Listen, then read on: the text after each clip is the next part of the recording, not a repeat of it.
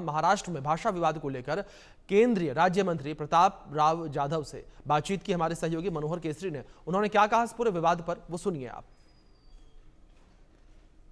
हमारे साथ बातचीत करने के लिए मौजूद हैं केंद्रीय मंत्री प्रताप जाधव। प्रताप जी, जिस तरह से महाराष्ट्र में हो रहा है हिंदी भाषी और मराठी भाषी के बीच में ठाकरे ने जिस तरह से मनमुटाव पैदा कर दिया है, क्या कहेंगे ठाकरे ब्रदर्स को? ये देखिए, हम शिवसेना के ठाकरे और उनके कार्यकर्ता बोल रहे हैं कि मराठी हमारे महाराष्ट्र की मातृभाषा है। महाराष्ट्र में मराठी बोलना चाहिए और मराठी का सम्मान होना चाहिए, लेकिन ऐसा नहीं है कि दूसरे भाषाओं का भी सम्मान वहाँ पर होना चाहिए। सभी भाषाएं अपनी अपनी जगह पे श्रेष्ठ हैं और सभी लोगों को भी भाषा प्रिय है, लेकिन मराठी बोलने के लिए जैसा कुछ लोगों पे होता है, लेकिन हम बोलते हैं कि ये लोगों ने जाके मुंबई में बहुत सारे ऐसे इलाके मुस्लिम इलाके हैं कि वहाँ पर बिल्कुल मराठी नहीं बोला जाता। तो जैसे माइन का दरगाह हो गया, जो भी मुस्लिम बहुल इलाके हैं वहाँ पर शिव सैनिकों ने जाके वहाँ के लोगों को मराठी बोलने के लिए प्रवृत्त करना है। तो हमारे दोनों खास मेहमान हमारे साथ बने हुए हैं। नायर साहब, मैं आपका रुख करूंगा। नायर साहब, लगातार एक चीज ये भी मनसे और शिव सैनिकों के ऊपर उठती नजर आ रही है कि जो मनसे के कार्यकर्ता हैं वो उन मुस्लिम क्षेत्रों में नहीं जा रहे हैं जहां पर बड़ी संख्या में मुस्लिम समुदाय के लोग रहते हैं, उनसे इस तरीके का विवाद करते नजर नहीं आ रहे हैं। क्या आप जिस तरीके से आपने अभी पहले जिक्र किया, सीधे तौर पर हिंदुओं को बांटने का प्रयास किया जा रहा है, या ये भी इसमें कहा जाए कि जो बीएमसी के इलेक्शन आने वाले हैं उस इलेक्शन में अपनी साख बचाने के लिए एक बार फिर से लाइमलाइट में आने का प्रयास जो है वो मनसे कर रही है?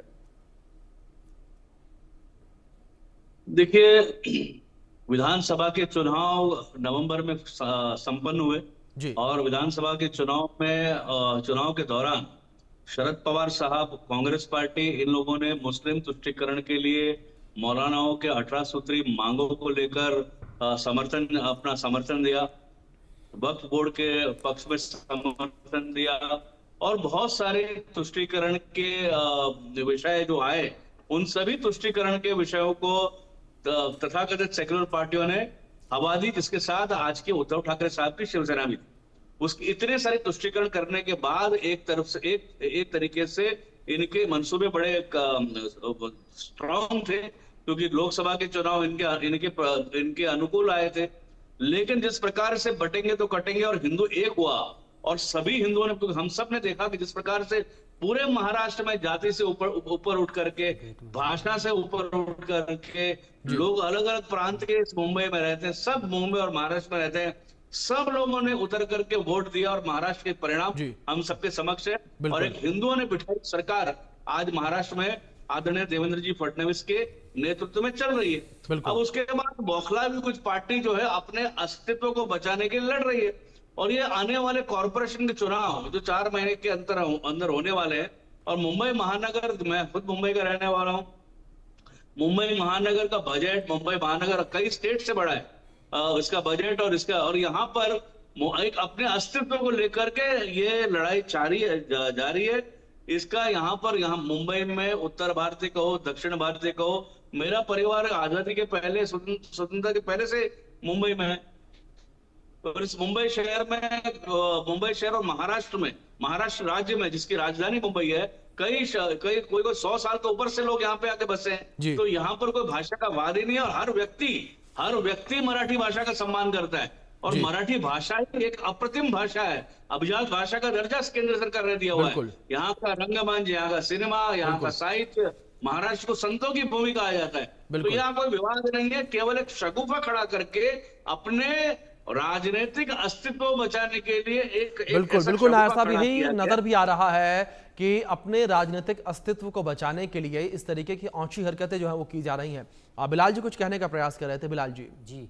देखिए, जिस तरीके से मराठा भाषा का जो है सम्मान होना चाहिए, तो आपको ये भी कहना चाहिए हिंदी भाषा का भी सम्मान होना चाहिए। जो हिंदी भाषियों को मार रहे हैं वहाँ पर जिस तरीके से, तो हर नाम लीजिए ना आप एक ही भाषा को प्रमोट करने के लिए ये होना चाहिए। अरे ठीक है, होना चाहिए, लेकिन कोई पिटने के लिए नहीं बैठा वहाँ पर। आप लोग कहीं ना कहीं अंदर से उनको सपोर्ट करते हैं, वहाँ कोई पिटने के लिए बैठा। तो बिहार के लोगों को मारेंगे तो बिहारी भाषा में सवाल उठाने वाले कौन होगा? महाराष्ट्र में फिर इस तरीके से वार दो, कौन जिम्मेदारी लेगा आप उसकी? अगर उत्तर प्रदेश के अंदर कोई ऐसी वारदात हो जाती है मराठी के साथ में, आप जिम्मेदारी लेंगे? तो ये जिम्मेदारी लेने का काम किसका है? सरकार का है। उसको खुल के सपोर्ट करना चाहिए कि भाई जिस तरीके से आज हो रहा है ऐसे लोगों पे एक्शन ले, और ऐसे एक्शन लेकर उनको जेल भेजने का काम करना चाहिए, जो वहां से मैसेज जाए ताकि जो ये काम कर रहे हैं चाहे वो किसी भी पार्टी से ताल्लुक रखने वाले हो, उन पे कार्रवाई होगी, एक मैसेज जाएगा, जब भी वहां कुछ ना कुछ ये काम रुकेगा, वरना वहां पर ये सियासत चलती रहेगी। चाहे वो राज ठाकरे हो, उद्धव ठाकरे हो, चाहे वो फडणवीस जी हो, वो वहां पर राजनीति सिर्फ और सिर्फ इसी नाम से करना चाहते हैं कि भाषा के नाम पे कैसे बांटा जाए। बिल्कुल ठीक आपने बिलाल जी, लेकिन बिलाल जी एक वन लाइनर आंसर मैं आपसे जल्दी से और चाहूंगा, मुझे आगे भी बढ़ना है, कि आपको क्या लगता है कि जिस तरीके से औची राजनीति की जा रही है, फायदा मिल रहा है मनसे को इससे? वन लाइनर आंसर, यस और नो। देखिए वो फायदा तो उठा ही रहे हैं, इसीलिए तो कर रहे हैं, वो यही तो सियासत है, मतलब फायदा मिल रहा है, ठीक है, बिल्कुल फायदा उठा रहे हैं। प्लीज आप दोनों मेरे साथ बने रहें।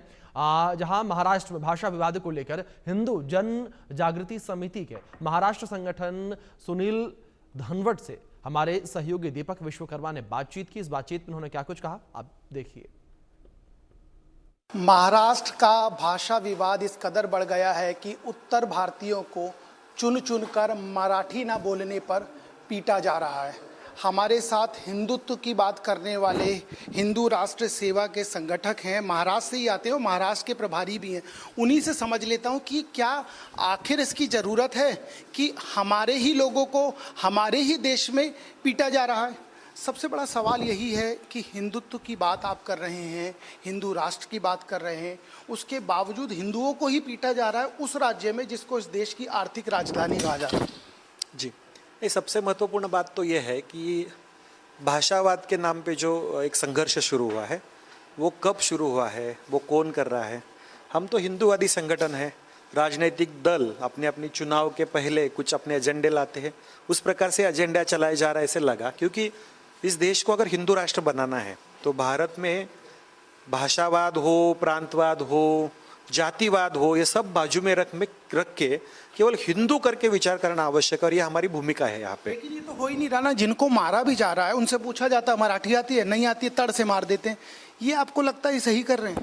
नहीं, एक बात यहाँ पे है कि मारपीट हो या बाकी बातें हो, यहाँ पे अगर हो रही है वहाँ पे तो निश्चित रूप से वो गलत है। आप वहीं से आते हैं जी, वो हो रहा है तो गलत है, मैंने बताया यहाँ पे। और दूसरी बात यहाँ पे है कि इतने साल से अगर कोई वहाँ पे रह रहा है तो उन्होंने भी वो भाषा सीखने का प्रयास करना आवश्यक है।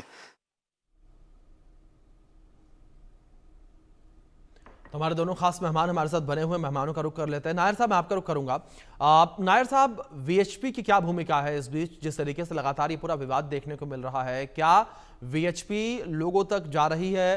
क्या उन लोगों की मदद की जा रही है जो लोग मराठी नहीं बोल पाते, जिनके साथ अत्याचार हो रहा है?